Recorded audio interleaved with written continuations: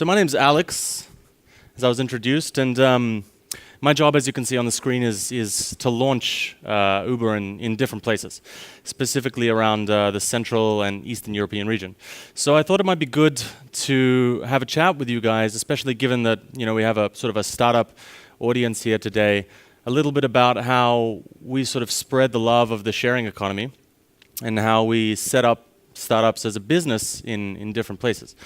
And I think Uber, one of the things we love to do is we love talking to startups and talking at startup events all around the world. And part of the reason is because despite some of the press you might have seen about our size, we very much feel like a startup in many ways. So, for example, when I arrive in a country to research how to set up Uber in that country, I arrive with nobody else. I'm alone. I have to find office space. I have to buy MacBooks for my employees. I have to work out of a coffee shop for weeks.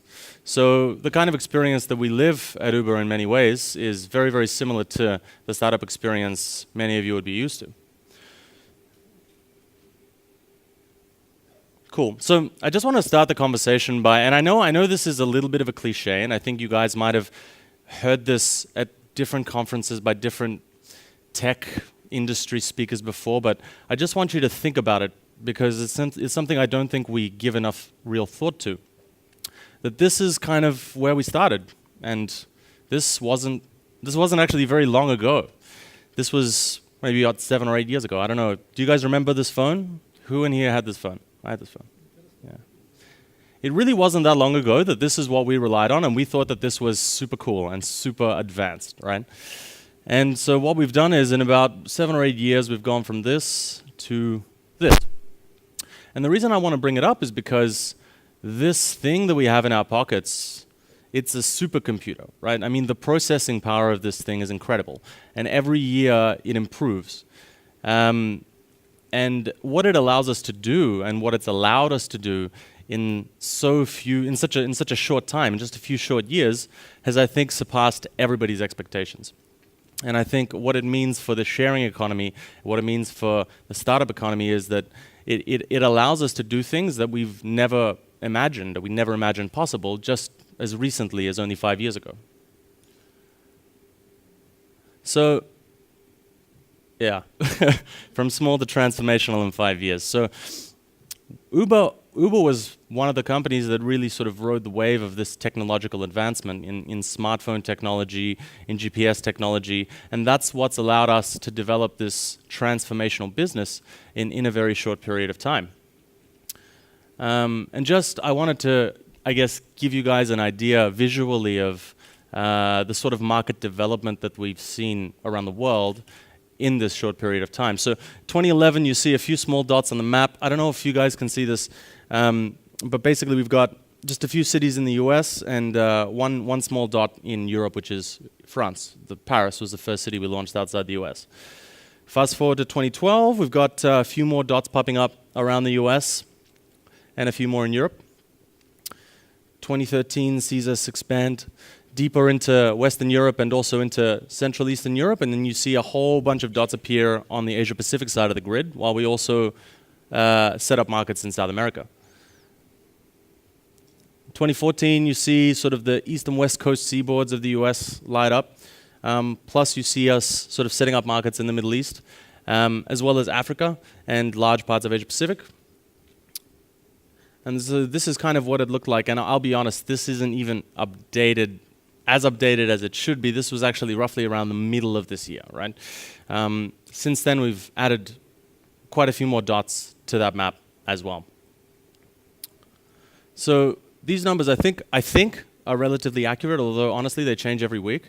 But I do believe we're currently in 67 countries and 363 cities around the world. And that market development has occurred, again, in a very, very, very short timeline. Just 5 years. And again, I'd like to reiterate that what's allowed us to build this business globally has been the smartphone technology and has been the sort of technological advances that we've seen. But I think from a business point of view, and I think what might be most interesting for you guys is from the sort of business side of things, how do you harness this technology that is globally available to set up businesses all over the world and to sort of develop your business globally? So that's what I want to talk to you guys about. So basically I want to cover 4 sort of very important things here. The first thing is product. It's very, very important to have, I mean, again, this is pretty obvious, but it's extremely important to have a product that you believe in, a product that you know can be successful, and a product that you can see scale globally, that you can see scale beyond your home market or your home region. It's very important to believe in that and to be able to visualize exactly how it might look. Alongside that, it's important to understand the big picture of your product. So for us, for example, and I'll go more deeply into this during the presentation, Uber is, in many ways, very, very simple. You open your smartphone, you load an application, and then with 2 taps on the smartphone screen, you can have a car arrive, pick you up wherever you are, and take you where you need to go. So it's an efficient, safe, and reliable means of getting around from point A to point B with 2 taps on a smartphone, which is very simple. A very, very simple kind of service in many ways. But the vision for us is understanding how harnessing the power of the sharing economy allows us to impact cities, societies, urban mobility on a global scale, right? We're talking about taking more cars off the road. We're talking about improving everybody's traffic experience. We're talking about decreasing the need for utilizing expensive public real estate for parking lots. We're talking about reducing emissions and a whole host of other sort of societal benefits that comprise the big picture, the vision of what we do. Data, hugely, hugely important to our company, hugely important to our business, and it's hugely important to do your research as a business person, as a startup founder, when you decide that you want to launch your business in other places. And again, I'll go into that a little bit more in detail later. And then finally, social. The social side of our business has been incredibly important. Our business very much had social roots, and the idea of spreading the message, spreading the word, helping people understand what it is that you do and why it's so great, is also an incredibly important element of global sort of market development. Cool, so I just want to do a very quick overview. I know you guys are probably familiar with Uber, I guess, but just very, very quickly, this is what the kind of basics of the product sort of look like, right? So the idea is, here you are in Lincoln Park, tap to select a location, you can drop the pin wherever you like. Very shortly, you'll have one of our driver partners allocated to you. So you jump in, you can input your destination directly in the app, or you can tell your driver where you want to go. And then at the end of the ride, you get the summary of the trip, you get the amount that you're going to pay, and then you get the opportunity to rate and to give immediate feedback on the ride straight away, basically. This is just an example of what we kind of looked like at the very, very beginning when we sort of launched in San Francisco. So this is the very beginning, few cars out on the streets, somebody hailing one. Started very, very small. This is what we looked like in Paris at scale.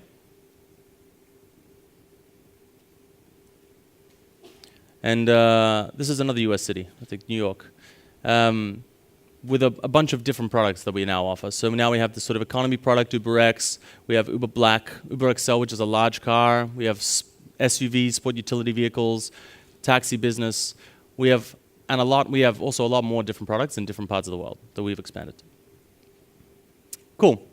So I want to talk a little bit more about, that's the kind of the product part of my presentation, right? So that's an overview of what the Uber product looked like at the beginning, and what it kind of looks like now. And I think it's important to think about that, because if you were, and if I was, and I certainly wasn't, one of the guys in the room at the very, very beginning of Uber, we were a town car service in San Francisco, right? So you could press a button on your smartphone and a car would roll up, and that was pretty cool in 2011 at the time.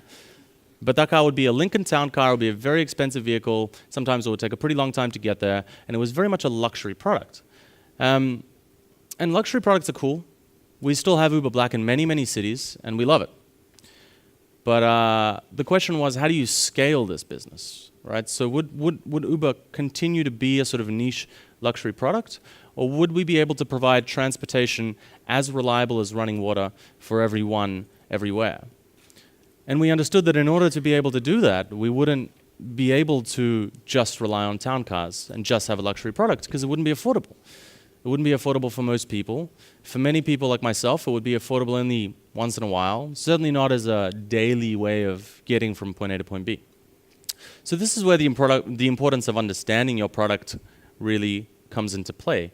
The guys at that time developed the vision. They began to understand the potential, the incredible potential that they had with this technology, that they could be more than just a service that brings a luxury vehicle to your door. They could do a lot more than that. Cool. So let's talk a little about cities and the sharing economy, which is our vision. It's our vision for urban mobility.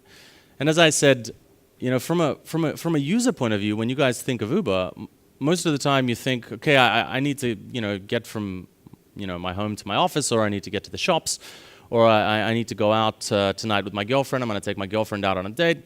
Maybe I'm going to have a few drinks to leave my car at home. I'm going to use Uber, which is cool.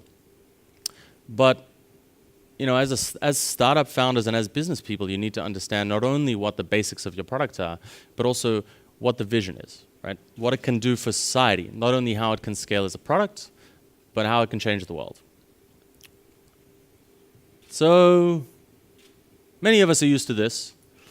I confess I haven't spent a great deal of time in Warsaw. I've been here a few times now. I haven't experienced traffic as bad as this, but I've definitely been in a few traffic jams around town. Well, what do you guys think? Would you say the traffic in Warsaw is bad? Is it okay? Manageable? All right, good. All right. In any case, this, unfortunately, is a picture that many, many people around the world are used to. People in the US, people in China, people in India, people in Moscow, people in Istanbul and South Africa, many, many cities in Europe. This is the terror that confronts them every single morning, where they lose hours of their lives to sitting in traffic, right? This is public space. This is a parking lot. This could have been anything. It could have been a park, it could have been a stadium, it could have been a shopping center, it could have been a library, it could have been a gallery, it could have been anything. But instead, it's a place where we put gigantic iron machines to sit for hours. And again, I think these two things are things that people take for granted. They don't really think about it very much. They're just like, yeah, but that's just the way it is. That's the way it's always been. That's the way it's been for decades. We've always needed parking lots. We've always sat in traffic for hours. I mean, it would be nice if it wasn't the case, but what can we do about it?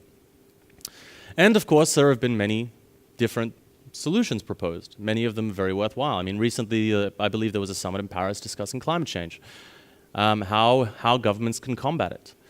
But I think one of the simplest solutions that people may have overlooked while discussing this problem is, well, we have a lot of cars, there are a lot of vehicles out on the roads, people keep buying them, and the average utilization of one of these vehicles is 1.1. Most of them fit 5 people, but on average, only 1.1 person sits in them, right? And most of the time, they sit idle 23 hours out of every 24. Usually in a place like this, sometimes in a garage. Again, extra space, specially constructed to store your giant machine, right?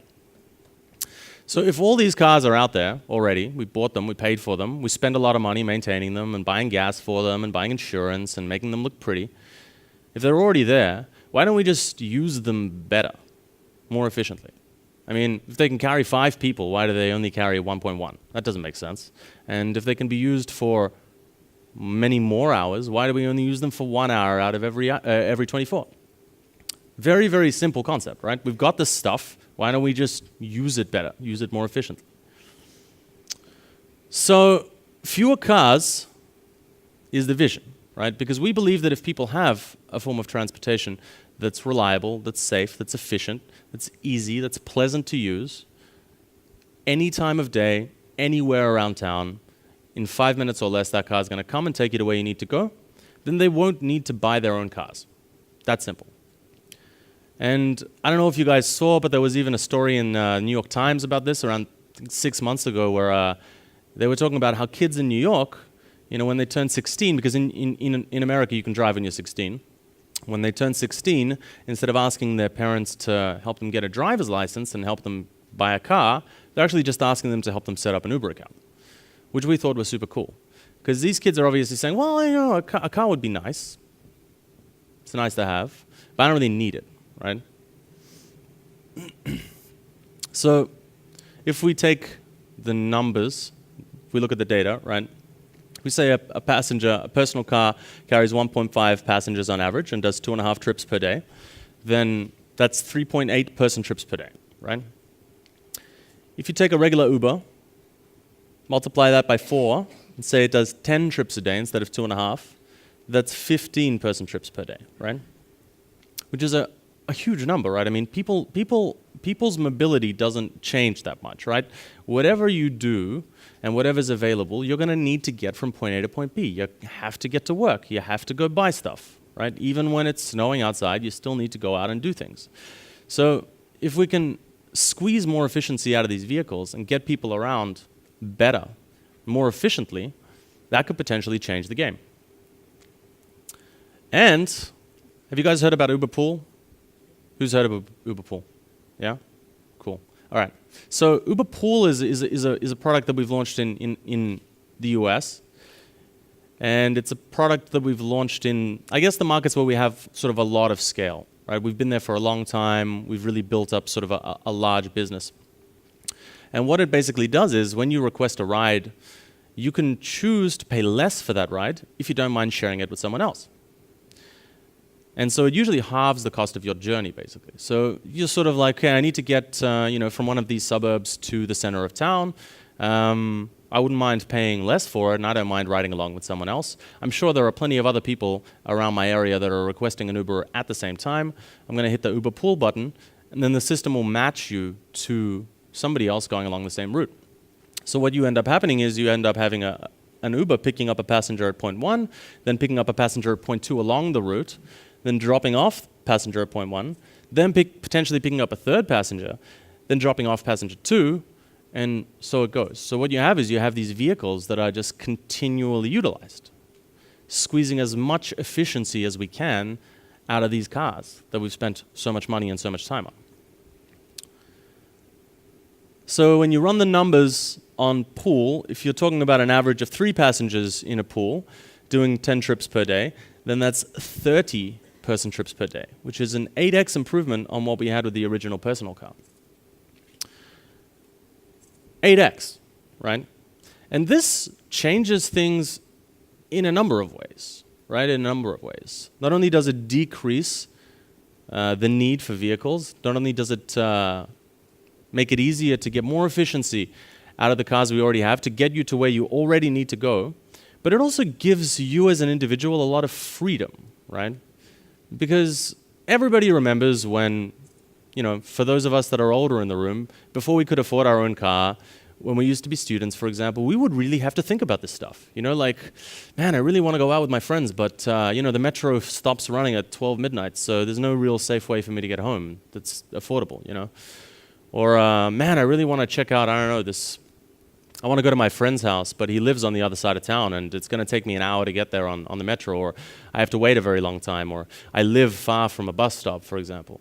All of these things were big issues. And they remain big issues for many, many people. And so what this does is it gives you the freedom, right? Because if you know that 24 hours a day, 7 days a week, whether it's snowing, whether it's hot, whether it's New Year's Eve, you can get a car in under 5 minutes anywhere you are around town, that changes the game because that gives you the freedom, right? So not only do we give people more freedom to enjoy their lives and to get more out of their lives, to be more productive and to have more fun, but we also do it in an environmentally sustainable way because we're not adding another car in order to have to do that. We're utilizing the cars that are already there, that people already have, right? So that's the potential power of the sharing economy. Fewer cars means less congestion, less being stuck in traffic. Did you guys hear about that 9-day traffic jam in Beijing? Yeah, in Beijing a few years ago, I remember reading in the papers, there was a 9-day traffic jam. Literally, these truck drivers were sitting outside the highway for days, just waiting to get through. Isn't that crazy? Less congestion, fewer emissions, less time stuck in traffic, and, of course, more economic opportunity for people who are unemployed, for people who are underemployed, for people who are having trouble maintaining their vehicle because it's too expensive, for people that need a little bit of extra cash. All of that also adds up to more economic opportunity. And so, again, I apologize because these numbers are probably old. They tend to change every week. But this is kind of what we sort of set as a major objective for ourselves, right? And this is why you hear us talk a lot about estimated arrival times and how long it takes for you to get your Uber. It's super important, right? Because, you know, I mean, we're all busy. Waiting for 15 minutes is very, very different to waiting for 5 minutes, right? And so we're proud to be able to say that in most cities around the world, we do make it to an average of around 5 or so in median wait time. And we're always working on improving that, basically. Cool. So one of the things I mentioned at the beginning was that data was important, right? And I'll explain why data is very important to us and why it should be important to anybody who's thinking about scaling their business overseas. Everywhere in Europe, people want to use Uber, right? And I think in cities where Uber has been for a while, like Warsaw, where it's been for quite a long time now, some of us who use it regularly take it for granted now. But I don't know if you guys use Uber much and travel with it, but for example, sometimes you're kind of used to using it around town, and then you sort of fly somewhere on a vacation, and you land at the airport, and you open your app, and there's no cars, and you're like, man, I don't really know what to do now. Like, you know, Jesus. Okay. And what we realized is it's not only travelers that are opening their apps in different places, it's actually also the residents themselves, right? Because they hear about Uber, they read about it in the press, they read about it online and social media, and they're like, what is this Uber thing? I'm going to download it, I'm going to open the app in Latvia or in Kaliningrad or in Kiev, and oh man, I can't use it, I guess. So the interesting thing about the data that we have is that we can see, as you can see on this map, this is a map of people opening their phones and opening the Uber app, right? So each of these little blue dots represents one person opening their app and looking at it. Yeah, and the interesting thing is, yeah, of course you see huge numbers of sessions in places like London, in places like Paris, you know, places like Amsterdam, places where we've been for a long time, but the interesting thing you'll see is you also see quite a large number of dots in Kiev, for example. You also see dots in Kaliningrad, you see dots in Riga. You see dots in a bunch of places where we haven't launched yet. Ankara. I'm just looking at this map now, trying to remember where we have launched and where we haven't. So that data for us was important, right? Because when we looked at this map, we were like, oh, okay, cool. So that means I guess people probably want to use Uber in these places, right? I mean, there's a lot of interest, right? We haven't done any marketing. You know, we haven't set up a business. We haven't done any branding. We haven't put any effort into this place at all because we don't have a business there. And yet people are downloading the app and opening it and looking for us, right?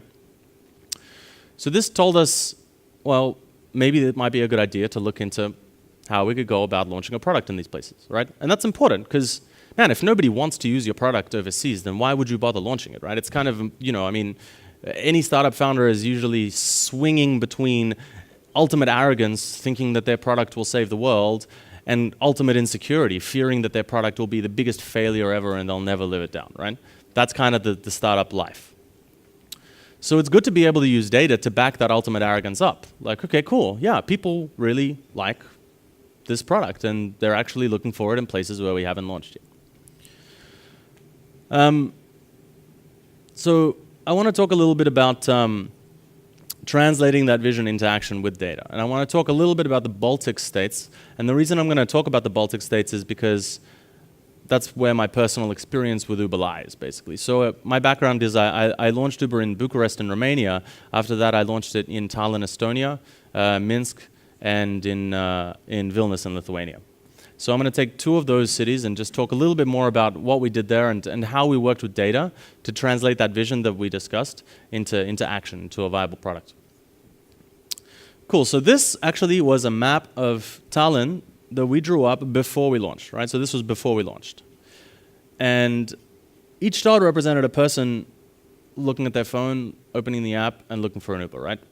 So cool, this told us, all right, people in Tallinn, they want to use Uber. Okay, that's nice. Then what we did was we took Tallinn's public transport infrastructure. So these are Tallinn doesn't have a metro, but these are Tallinn's buses and trolleybuses, right?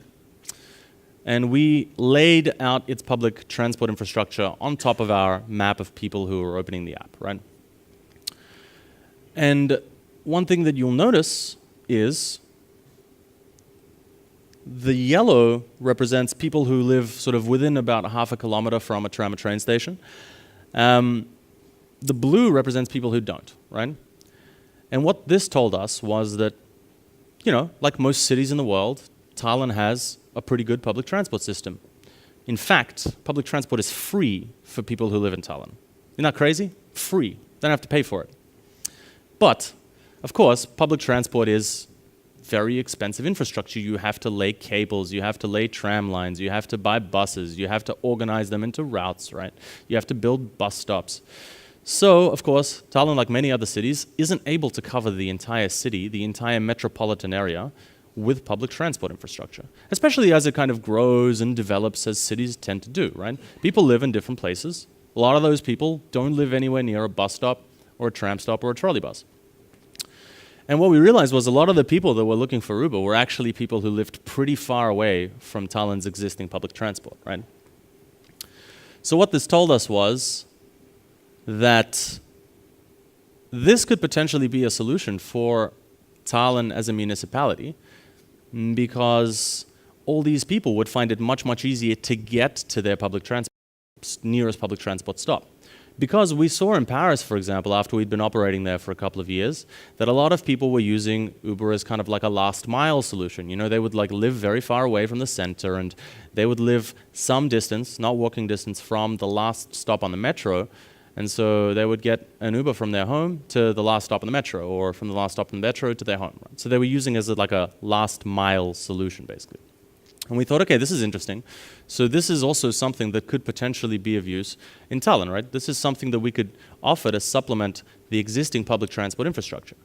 Because, if you're a municipal government, you don't want somebody to come and tell you that you need to spend millions of dollars on a metro line, right? I mean, that's expensive. Governments can't just find millions of dollars like that, right? But what we can say is, well, instead of spending the millions of dollars, and you still can, we definitely encourage it, but what about all these cars? All these cars, right? All these Estonians who bought cars that are sitting around in their garage 23 hours out of every 24. Why don't we just use them? So that was a solution that we presented. And I want to talk a little bit about the work that we've done with the Estonian government since then.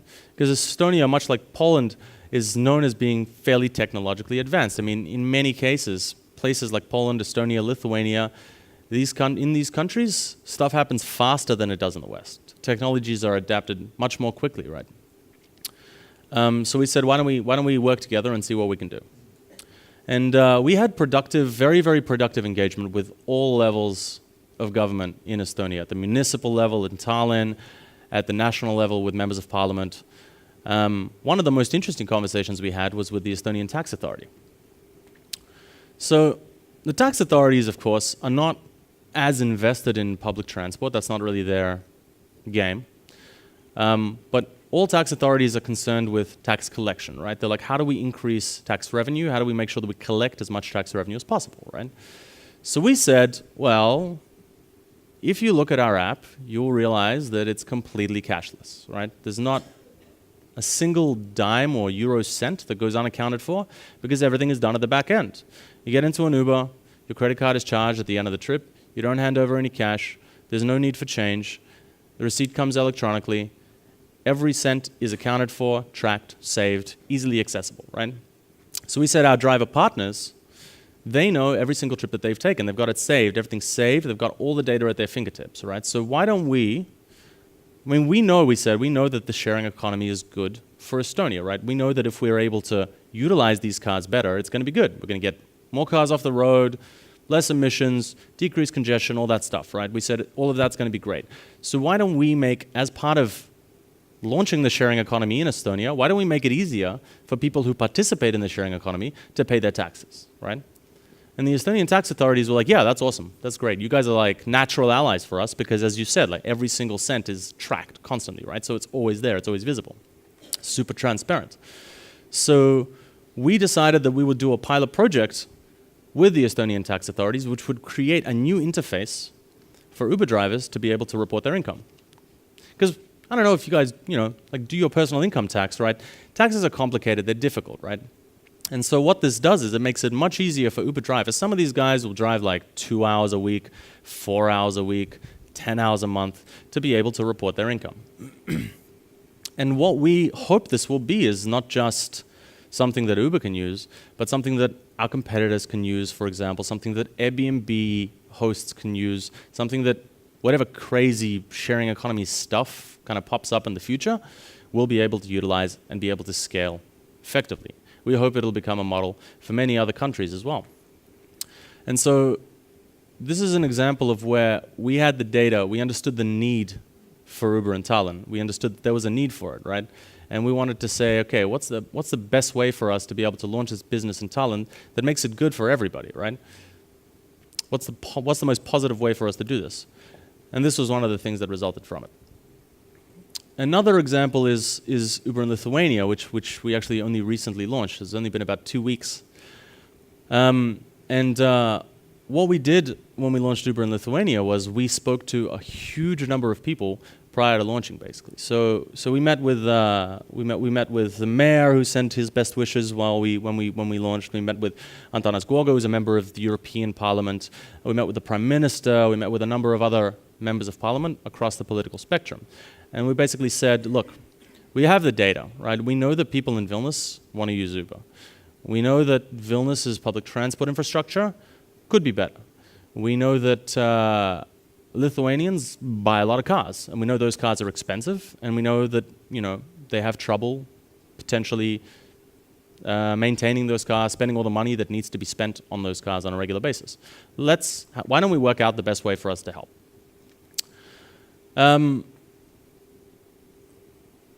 Cool. So yeah, just to wrap up that section of the presentation, the reason why I think this is important is you need to have a vision, and you need to have the data that backs up that vision before you think about scaling your business to other countries, right? Because it doesn't matter what kind of business you have, you need to establish, is there a need? Do people want to use my service elsewhere? And what can it do? We're talking about transformative technologies here, right? We're talking about supercomputers in our pockets, things that weren't possible 5 years ago. So the question is, yeah, I can deliver pizza, or I can make coffee, or I can make an app that helps you go on a date. But what are the bigger picture implications of this thing that I've built?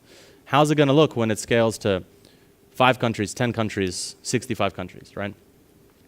And then you need to look at who the best people for you to talk to are at all levels in those countries. Who do you need to talk to? Who do you need to bring on board? Who do you need to work with in order to make it happen? Cool. Okay, and finally, I don't know, I hope you guys aren't getting bored. I think I'm going okay for time. Social. So yeah, social's kind of old news in a way, right? We've been talking about Facebook and Twitter forever, it feels like. So it's not, I don't know if this is even sexy anymore to talk about social at a tech presentation, right? But I still think that social is an extremely, extremely important way of getting the word out about what you do. And I think it's something that has changed sort of the fabric of our lives and the fabric of how we communicate. And by function of that, the fabric of how we do business in huge, massive, transformational ways that we now take for granted, right? Because Facebook, I don't know when Poland got Facebook, but I remember when I started my first Facebook account, I thought, this is sweet. I can have a repository of all my friends. I don't need to look through my phone book now, when I'm looking for somebody, right? It wasn't that long ago that this stuff came about. And for Uber, it was hugely, hugely important, and it has been since. So Uber, actually, I don't know if you guys know, but the idea for Uber, I should say, came about in Paris when our founders, Travis and Garrett, couldn't get a taxi, right? So it was like super cold, I think it was winter, I think it was like -10, and they had to walk 2 miles to their hotel because they couldn't get a cab, right? So they were like, look, we have these phones, why shouldn't we be able to press a button and get a car to roll up and pick us up? Social quickly became part of our DNA after that, because this is a tweet from Travis back in 2009, 2010. He was looking for an entrepreneurial dude for a location-based service. Any tips? Went straight to Twitter, right? Looking for somebody. Ryan Graves, who's now head of our international operations, said, hey, here's a tip, email me, right? So from the very, very beginning, sort of the backbone of our company was influenced by social. And since then, of course, some of our most memorable ideas, some of our most memorable marketing campaigns, some of our most memorable promotional products have been augmented and amplified by social. So for example, Uber Ice Cream. I don't know if you've heard about Uber Ice Cream. We did it again this year. This is 2014, these numbers, 130 cities, 40 countries, 6 continents, we delivered ice cream, right, on one day. All these people got ice cream. 250,000 ice creams. It's a lot of ice cream, guys. Taller than Mount Everest if you stack all the ice cream sticks end to end, which I think is pretty cool. The weight of 18.9 Toyota Priuses. So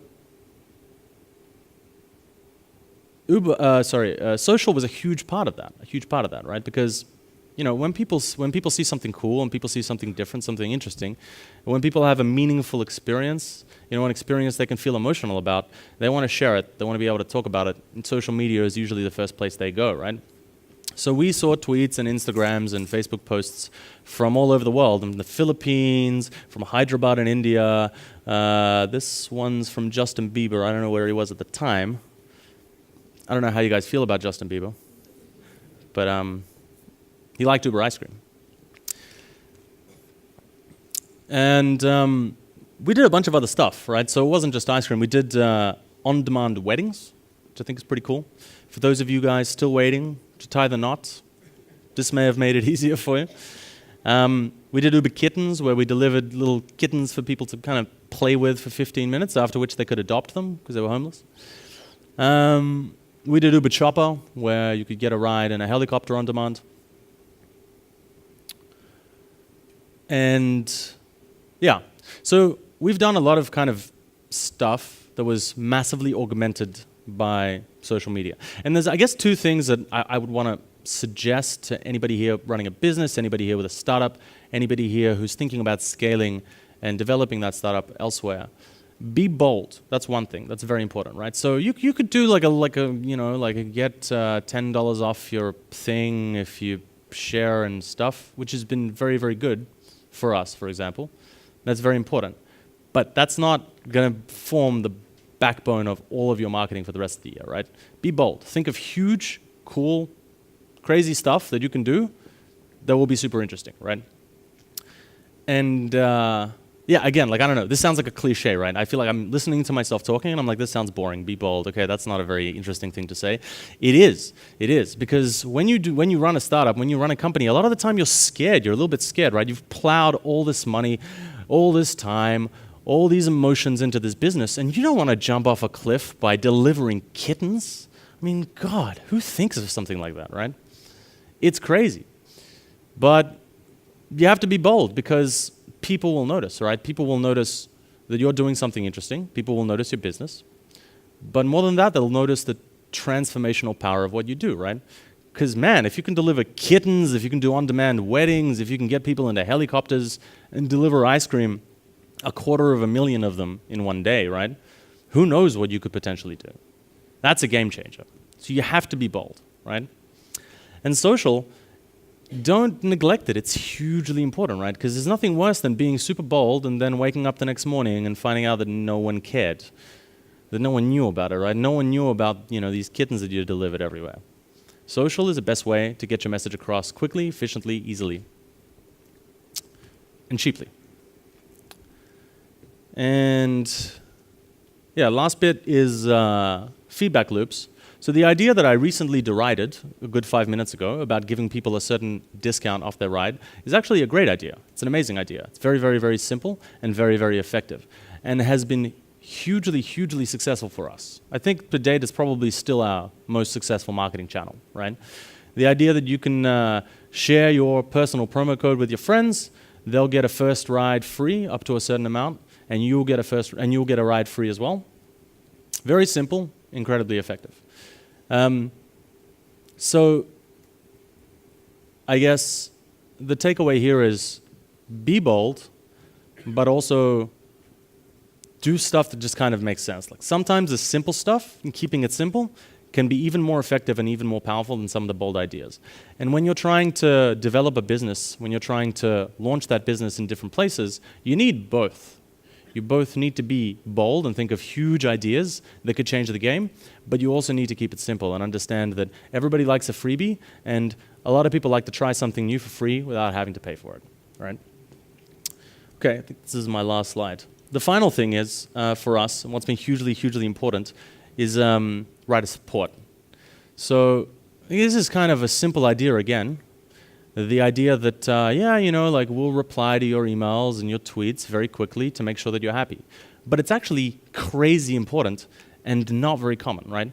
I mean, how many of you guys have been waiting in a line at the bank for 45 minutes or waiting on the phone to an airline or a telco for like an hour, slowly going insane? And sometimes you email a business and you get that automatic response. We have received your request and we'll process it within 10 working days. Like 10 working days? I'm going to be dead by then, So the idea that people can rely on having their problems and their feedback heard quickly, we aim for like a good 8-hour response time, 24-hour in some cases, is transformational. It's very simple, but it's transformational. Because when you write in and you say, hey guys, I had a kind of a crappy experience and this happened, and I feel like the driver kind of took me the longer way around and I didn't like the music he was playing. You send us an email and we're like, hey, we're sorry. That's not what we intend as the Uber experience. We get it. We're listening, right? Quickly.